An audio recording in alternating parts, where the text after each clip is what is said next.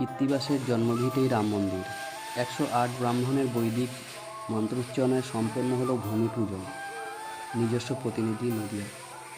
বাঙালির আবেগ, ভক্তি আর সংস্কৃতির মেলবন্ধন ঘটল শান্তিপুরের পবিত্র মাটিতে। পঞ্চদশ শতকের আদি কবি, যিনি আপামর বাঙালির ঘরে ঘরে রামায়ণ পৌঁছে দিয়েছিলেন, সেই কৃত্তিবাস ওঝার জন্মস্থানে এবার মাথা তুলে দাঁড়াচ্ছে এক সুবিশাল রাম মন্দির। বুধবার নদিয়ার শান্তিপুর ব্লকের বেলঘড়িয়া 2 নম্বর পঞ্চায়েতের চাপাতলা এলাকায় এক আধ্যাত্মিক আবহে এই রাম মন্দিরের ভূমি পূজন অনুষ্ঠান সম্পন্ন হলো। বৈদিক মন্ত্রোচ্চারণে পবিত্র সূচনা লগ্নে এদিন উষালগ্ন থেকেই ভাগীরথীর তট সংলগ্ন বিস্তীর্ণ এলাকা মুখরিত হয় 108 ব্রাহ্মণের বৈদিক মন্ত্রোচ্চারণে। নবদ্বীপ সহ বাংলার বিভিন্ন প্রান্ত থেকে আগত পণ্ডিতদের উপস্থিতিতে চলে সংকল্প, গীতাপাঠ, ভূমিপূজন এবং মহাযজ্ঞ। শান্তিপুরের প্রাক্তন বিধায়ক অরিন্দম ভট্টাচার্যের উদ্যোগে গঠিত শ্রী কৃত্তিবাস রাম মন্দির ট্রাস্ট এই মন্দির নির্মাণের মূল কারিগর। এই মন্দির নির্মাণের প্রস্তুতি দীর্ঘদিনের। এর আগে অযোধ্যার পবিত্র মৃত্তিকার সাথে শান্তিপুরের মাটির বিনিময় এবং শ্রী রামচন্দ্রের পাদুকা নিয়ে বর্ণাঢ্য শোভাযাত্রা শহরবাসীকে ভক্তিরসে আপ্লুত করেছিল। তবে আজকের অনুষ্ঠানের অন্যতম বিশেষ আকর্ষণ ছিল কবি কৃত্তিবাসের প্রাচীন পাণ্ডুলিপি। দীর্ঘকাল ফ্রান্সে থাকার পর সেই অমূল্য পাণ্ডুলিপি আজ এই পুণ্যলগ্নে পুজো সেরে স্থান পেল স্থানীয় কৃত্তিবাস লাইব্রেরিতে। আনুমানিক 15 বিঘা জমির ওপর এই প্রকল্পের পরিকল্পনা করা হয়েছে। কেন্দ্রীয় সরকারের উন্নয়ন সংস্থা NBCC লিমিটেডের মাধ্যমে প্রায় 3 বিঘা জমির ওপর মূল মন্দিরটি নির্মিত হবে। পুরী শঙ্করাচার্য এবং তামিলনাড়ুর কাঞ্চির শঙ্করাচার্যের আশীর্বাদও প্রাপ্ত হলেও নির্বাচনী বিধিনিষেধের কারণে তারা সশরীরে উপস্থিত থাকতে পারেননি।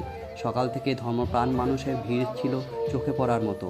প্রভাত ফেরি, ধর্মীয় আলোচনা এবং সাংস্কৃতিক অনুষ্ঠানের মাধ্যমে গোটা এলাকা এক উৎসবের চেহারা নেয়।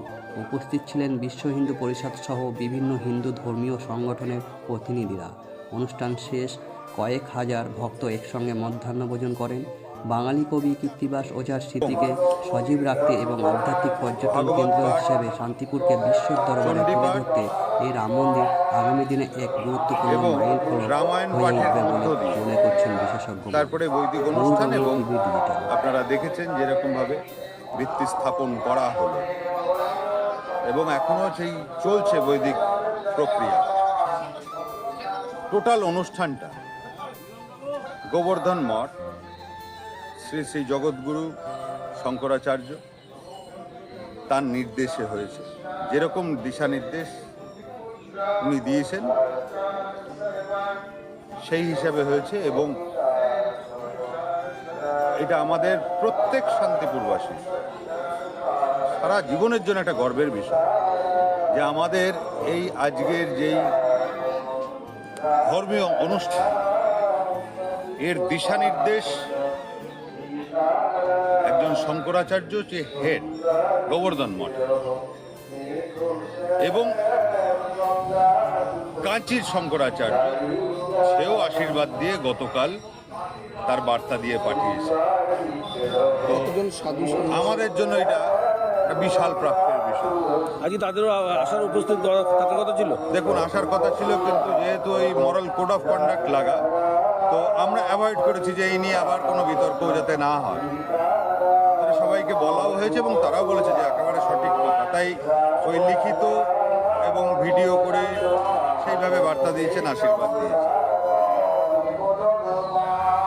আগামী দিনে আরো অনুষ্ঠান চলতে থাকবে, একটার পর একটা। কতটুকু জায়গার উপরে মন্দির হচ্ছে মূল কনস্ট্রাকশন? দেখুন, এখন অবধি এই জায়গাটা সেটা 15 বিঘে ছিল, কিন্তু আজকে NBCC থেকে কিছু লোকজন আসবে। আমরা চাইছি NBCC কনস্ট্রাকশনটা করব, national building construction corporation India limited.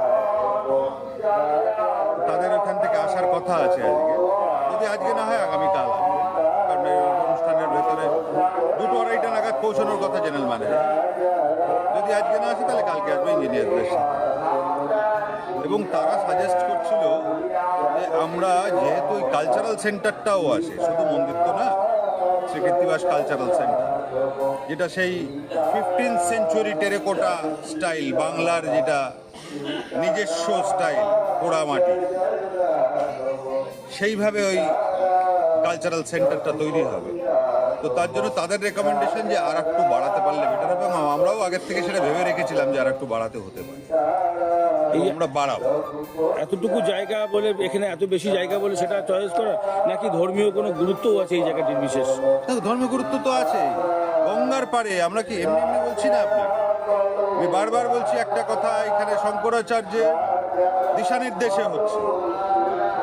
ওনার থেকে বেশি বিদ্বান্ত আমার জানা নেই কেউ আছেন বলে সনাতন ধর্মে। এটা তীর্থক্ষেত্র তৈরি হচ্ছে, না মন্দির না।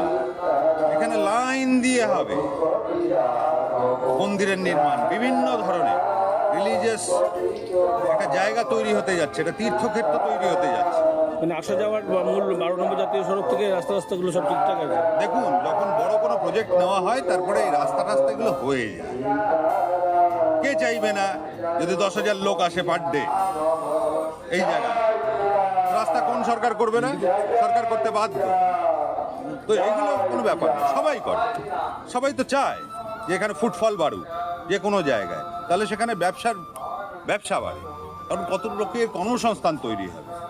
দেখুন, আমাদের শান্তিপুর, আমাদের একটা ধর্মীয় ঐতিহ্য আছে, এটা অস্বীকার করার তো জায়গা নেই। আমাদের ইতিহাস কি?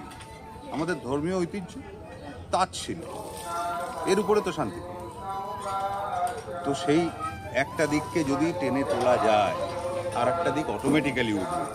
এই শান্তিপুর চিন্তাধারা নিয়েই এই প্রজেক্ট শুরু হয়েছে। শান্তিপুর আরও বেশ কয়েকটি পুরনো রাম মন্দির রয়েছে, সেগুলো কি ঠিকঠাক? দেখুন, ব্যাপারটা রাম মন্দিরের না, ব্যাপারটা খালি রাম মন্দিরের না। রাম মন্দির আছে, সেই শ্রী কৃত্তিবাস ওঝা, যার ইতিহাস, গৌরবময় ইতিহাস 650 বছর আগেকার, যেটা কোথাও আগামী প্রজন্ম ভুলে যেতে চলেছিল।